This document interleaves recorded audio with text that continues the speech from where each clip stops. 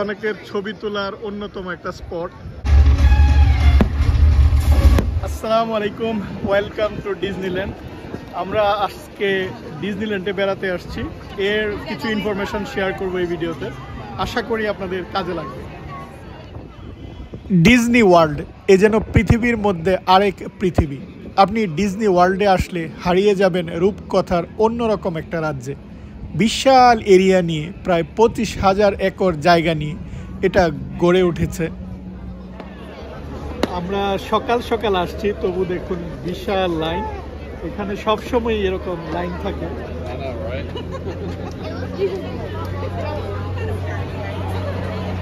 Parking লটে গাড়ি park করার পর অনেক দূর হেঁটে তারপর গেটের এই জায়গাটায় আসতে হয়। এখানে অনেকগুলো থিম পার্ক রয়েছে, যেমন Magic Kingdom, Epcot, Disney Hollywood Studio বা ডিজনি অ্যানিমেল কিংডম, এরকম অনেকগুলা।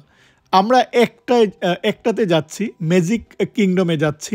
আর এখানে গেটে আপনি প্রবেশ করার পর এই মনোরেল বা ট্রেন দিয়েও আপনি যেতে পারবেন, বা আপনি চাইলে ওদের যে ক্রুজে করেও যেতে পারবেন। তাহলে বুঝতেই পারছেন যে মেইন গেট থেকে এই জায়গাগুলো কতটুকু দূরে। এবং ওদের এই যে সার্ভিস দেখুন, নিজস্ব এরকম মনোরেল সার্ভিস, একটু পরপরই এরকমভাবে ট্রেন আসছে। ট্রেনে করে আপনি যেই জায়গাটায় যেতে চান সেখানে ওরা নিয়ে যাবে। এবং দেখুন এখানে অনেক রিসোর্ট রয়েছে। আপনি চাইলে ওদের যে ইন্টারনাল বা ওদের সীমানার ভিতরে যে রিসোর্ট, সেই রিসোর্টে আপনি থাকতে পারবেন। ওখান থেকে ওদের যে নিজস্ব ক্রুজে করে আপনার এই জায়গাগুলোতে নিয়ে আসবে। একদিনে যেহেতু সবগুলো রাইডে চড়া সম্ভব না, তাই অনেকেই অনেক দিনের ছুটি নিয়ে এই জায়গাগুলোতে আসে। তারা এখানে থাকে এবং অন্যান্য যে জায়গাগুলো রয়েছে বা যে রাইডগুলো পছন্দের রাইডগুলো রয়েছে সেই রাইডগুলোতে চড়ে। বা ডিজনিল্যান্ড ছাড়াও কিন্তু অরল্যান্ডোতে ইউনিভার্সাল স্টুডিও রয়েছে, ফলে এন্টারটেনমেন্টের একটা বিশাল ব্যবস্থা। আমার টিকিট বুক করা ছিল, এটা নির্দিষ্ট ডেটের আপনার টিকিট বুক করতে হয়।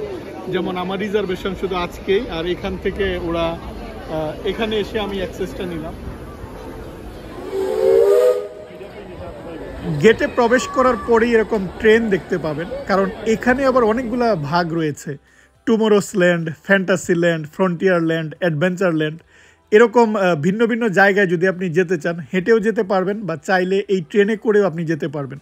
আর ভিতরের এরিয়াটা খুবই সুন্দর, যেহেতু এখানে সবসময় গ্রীষ্মকালের একটা আমেজ, তাই শীতের কোনো বালাই নাই। আমাদের নিউ ইয়র্কে যখন প্রচণ্ড ঠান্ডা, তখন এই জায়গায় আমরা টি শার্ট পরে ঘুরে বেড়াচ্ছি। প্রথমেই আপনারা যদি মেইন স্ট্রিটে আসেন, মেইন স্ট্রিটেও কিন্তু এখানে সিটি হল রয়েছে। আর এই যে এখানে একটা থিয়েটার রয়েছে, এটাকে বলে টাউন স্কোয়ার থিয়েটার।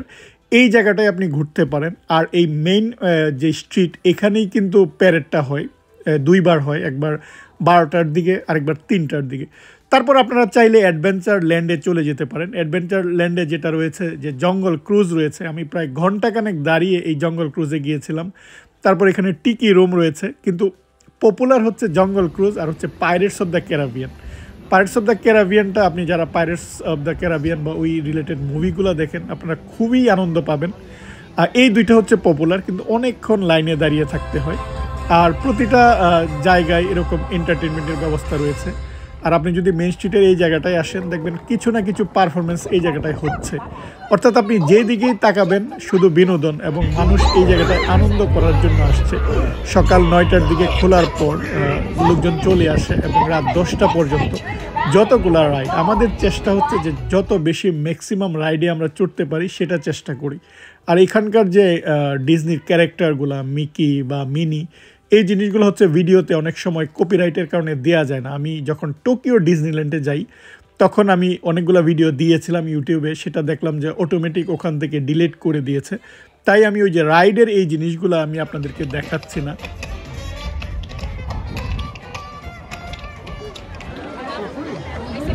ডিজনিল্যান্ডে দুইটা প্যারেড অনুষ্ঠিত হয়, একটা হয় সচরাচর 12টায়, আরেকটা হয় 3টায়। টাইমটা চেঞ্জ হয়। আমি যখন টোকিও ডিজনিল্যান্ডের সেই প্যারেডের ভিডিওটা ইউটিউবে দিয়েছিলাম, সেটা কপিরাইটের কারণে ওরা ডিলিট করে দিয়েছে। অর্থাৎ ডিজনির কোনো ক্যারেক্টার ভিডিওতে দেওয়া যাবে না। তাই আপনাদেরকে জাস্ট এনভায়রনমেন্টটা দেখাচ্ছি, যে দুই পাশের লোকজন এরকমভাবে দাঁড়িয়ে সেটা উপভোগ করে, এবং সেটা অন্যরকম। অনেক সময় এই টাইমটা চেঞ্জ হয়, সবসময় যে 12টায় হয় তা নয়। আবহাওয়ার কারণে বা অনেক সময় দেখা যায় ওদের ক্যারেক্টার রেডি হতে যে সময় লাগে, সেই কারণে ওইটা একটু ডিলে হয়। এই ডিজনি ওয়ার্ল্ডের পার পার্সনের টিকিট হচ্ছে প্রায় $180। আপনি $180 দিয়ে এখানকার এন্ট্রি ফি নেবেন। তারপর কিছু কিছু জায়গায় রিজার্ভেশন করে রাখতে হয়, এর জন্য আপনাকে আলাদা টাকা দিতে হবে। আর অনেকগুলো রাইডে প্রায় ঘন্টাখানেক লাইনে দাঁড়িয়ে থাকতে হয়। আপনি যদি সেই লাইন অ্যাভয়েড করতে চান তাহলে স্পেশাল যে পাস সেটাও আপনি নিতে পারবেন, তার জন্য এক্সট্রা টাকা দিতে হবে। ফলে আপনার মিনিমাম একটা খরচ সেটা কিন্তু এই জায়গাটায় রয়েছে। আর আপনি আসলেই যে এই জায়গাটায় টিকিট পাবেন তা নয়, আগে থেকেই কিন্তু বুক দিয়ে রাখতে হয়। এখন প্যারেডের জন্য দেখুন লোকজন এই জায়গাটায় এসে আগে থেকেই বসে আছে, খুব সুন্দর লাগছিল। দুই পাশে যখন লোকজন এভাবে লাইন ধরে বসে আছে যে প্যারেডটা দেখবে, আপনি যখন এই প্যারেডটা দেখবেন মনে হবে যে আপনার এই পয়সা সেটা আপনার উসুল হয়ে গিয়েছে, অর্থাৎ এতই সুন্দর। আবার অনেক সময় ইভিনিং টিকিট রয়েছে, আপনি চাইলে শুধু বিকেলবেলা এসে ওদের যে ফায়ার ওয়ার্কস সেই জিনিসটা আপনি দেখতে পারবেন, এর টাকাটা কিছুটা কম। এই গেটটা বা এই যে একটা ক্যাসেল দেখুন সুন্দর, এটা হচ্ছে অনেকের ছবি তোলার অন্যতম একটা স্পট, কিন্তু এটা অনেক ভিতরে, অর্থাৎ টিকিট কেটে ভিতরে না আসলে আপনি কখনো এর সাথে ছবি তুলতে পারবেন না। এখানে সবচেয়ে বড় যে প্রবলেম সেটা হচ্ছে যে অনেক সময় আপনি আসলেই যে টিকিট করতে পারবেন তা নয়, টিকিট পাওয়া যায় না, অর্থাৎ রিজার্ভেশন করে রাখতে হয় যে আপনি কোন ডেটে আসবেন, ওই ডেটের টিকিটটাই আগে থেকে কেটে রাখতে হয়। আর এখানে আমরা যেমন ম্যাজিক কিংডমে আজকে আসছি, এরকম অনেকগুলো রয়েছে, আর একদিনে সবগুলো রাইডেও চড়া সম্ভব না, এরকম বিশাল।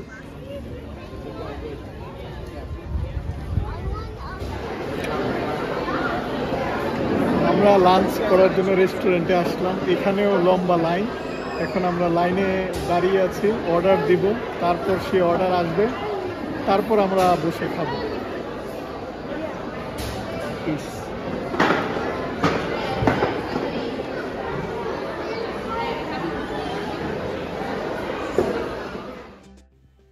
এখানে যেহেতু একদিনের রিজার্ভেশন, অর্থাৎ আপনি একদিনের জন্য প্রবেশ করবেন, অনেকগুলো রাইড রয়েছে, প্রায় 40টার মতো রাইড রয়েছে, তাই আমরা একটা রাইড থেকে আরেকটা রাইডে যাচ্ছি। অর্থাৎ কিভাবে আপনি সময়টাকে কাজে লাগাতে পারেন, আপনি আগে থেকে কিন্তু টার্গেট নিতে পারেন যে বেস্ট যে 10টা রাইড সেটাতে আপনি চড়বেন।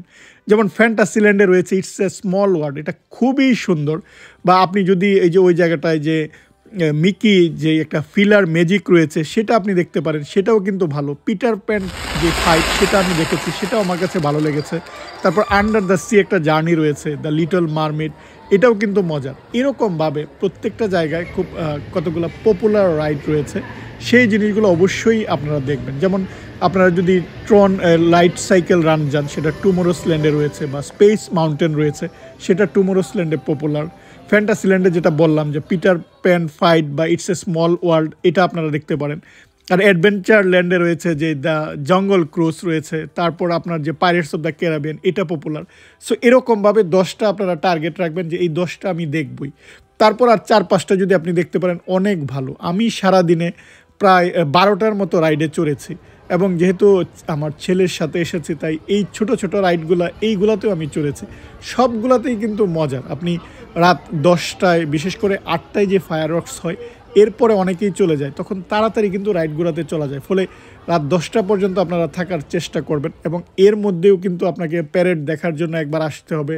ফায়ার ওয়ার্কস এটা মিস করা যাবে না, খুবই সুন্দর। আপনি চাইলে এরকম ক্রুজে করে চড়তে পারেন। সো প্রত্যেকটা জিনিস আপনার যদি প্রপার প্ল্যানিং না থাকে, যে আপনি প্রথমেই কোন জায়গা থেকে কোন জায়গায় যাবেন সেটা যদি আগে থেকে ঠিক না করেন, বা আগে থেকে এটা নিয়ে একটু স্টাডি না করেন, তাহলে আপনি রাস্তাগুলাই চিনবেন না। কারণ একটা আরেকটা থেকে কিন্তু অনেক দূরে, অনেক হাঁটতে হয়, তারও একটা প্রিপারেশান রয়েছে। অনেকেই, অনেক বয়স্ক যারা, তারা হাঁটতে পারে না, তাদের জন্য আবার হুইল চেয়ারের ব্যবস্থা রয়েছে। আমরা 8টার আগেই কিন্তু এই জায়গাটায় চলে আসছি। দেখুন প্রচুর মানুষ এখানে, ওরা এসে দাঁড়িয়ে আছে যে 18 মিনিটের একটা ফায়ার ওয়ার্কস হয়, এবং এই ফায়ার ওয়ার্কসটা এতই সুন্দর যেটা আপনি এই জায়গাটায় যখন আমরা সামনে দাঁড়িয়ে দেখছিলাম, আমি অনেক ফায়ার ওয়ার্কস দেখেছি, কিন্তু ডিজনিল্যান্ডের এই জায়গার ফায়ার ওয়ার্কস সেটা অন্যরকম, একটা অন্যরকম বা ম্যাজিক্যাল একটা অনুভূতি যেটা। তাই দেখুন প্রচুর মানুষ এই রাত্রের এই সময় এই জায়গাটায় এসে দাঁড়িয়েছে, তাদের যেই পপুলার যেই আতশবাজির উৎসব প্রতিদিন যেটা এখানে হয় সেটা উপভোগ করার জন্য।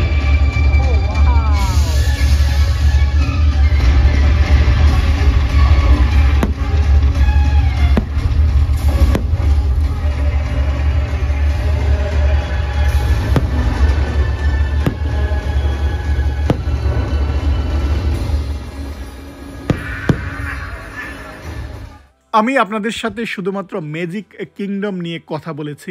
আশা করি এই যে একটা ভিডিও বা আপনারা ডিজনি ওয়ার্ল্ডে যারা আসতে চান তারা কিভাবে আসবেন, কিভাবে ম্যাক্সিমাম রাইডে আপনারা চড়তে পারবেন, এই নিয়ে একটা আইডিয়া আপনারা পেয়েছেন। তারপরে যদি আপনাদের কোনো প্রশ্ন থাকে অবশ্যই কমেন্ট করবেন, আমি উত্তর দেওয়ার চেষ্টা করব, বা আমার ইমেল অ্যাড্রেস আমি আপনাদেরকে দিয়ে দিচ্ছি, আপনারা ইমেইলে জানার চেষ্টা করবেন। আমি আমার যে গাইডলাইন সেটা আমি আপনাদেরকে দেওয়ার চেষ্টা করব। কারণ আপনারা যারা আমেরিকার নানা জায়গা থেকে এই জায়গাটায় আসবেন, বা আপনারা যারা দেশের বাইরে থেকে আমেরিকা বেড়াতে আসলে এই জায়গাটায় ঘুরতে যাবেন, আপনাদের যেন সময়টা খুব সুন্দরভাবে আপনারা কাজে লাগাতে পারেন, এটা যদি আপনাদের আগে থেকে কেউ গাইডলাইন না দেয় বা আপনার যদি একটু আইডিয়া না থাকে, তাহলে এই জায়গাটা এত বিশাল, আপনি এখানে এসে তালগুল পাকিয়ে ফেলবেন। তাই আগে থেকে একটু পূর্ব প্রস্তুতি নিয়ে আপনারা যাবেন। আমি আমার সাজেশান যেটা সেটা আমি আপনাদেরকে দেওয়ার চেষ্টা করব। আজ এ পর্যন্তই। আপনারা ভালো থাকবেন। আল্লাহ হাফিজ।